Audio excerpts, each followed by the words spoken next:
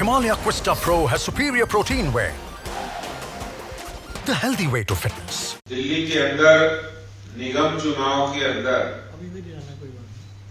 जो रिजल्ट आए और उस रिजल्ट में भारतीय जनता पार्टी को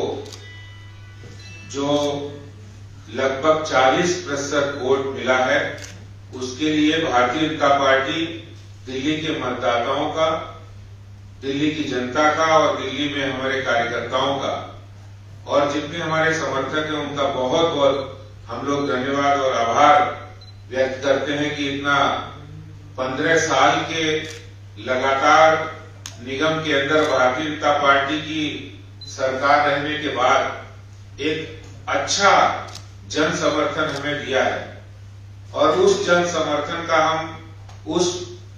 उन मतदाताओं का सम्मान करते हुए भारतीय जनता पार्टी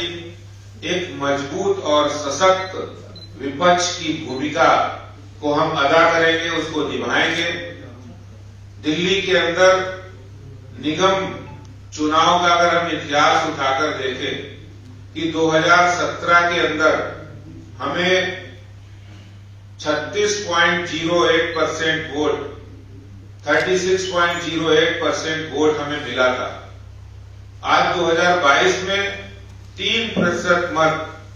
दिल्ली के अंदर हमें ज्यादा मिला है, 39.09% वोट मिला, जिसके लिए दिल्ली के मतदाता जिस तरह से निगम के अंदर भारतीय जनता पार्टी ने काम किया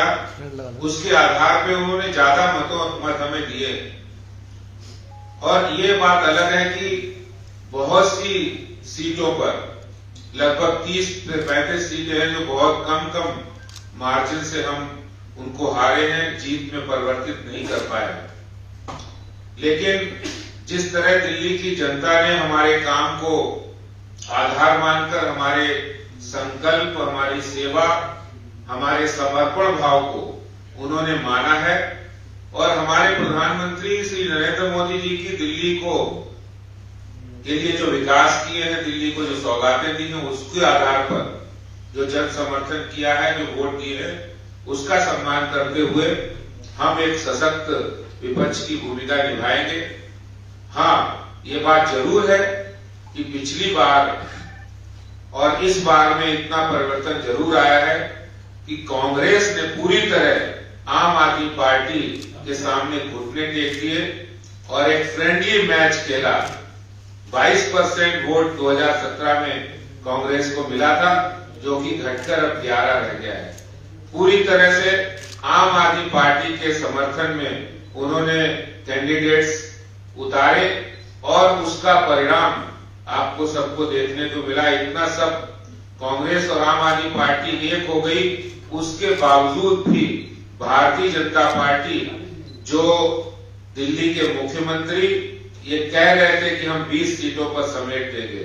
20 सीटें से ज्यादा नहीं आएंगी और हमारी 220 सीटें आएंगी। अब वो चिट्ठी लिख कर दे रहे थे कि मैं लिख कर दे रहा हूं, तो मैं अरविंद केजरीवाल जी और आम आदमी पार्टी के नेताओं से कहना चाहता हूं,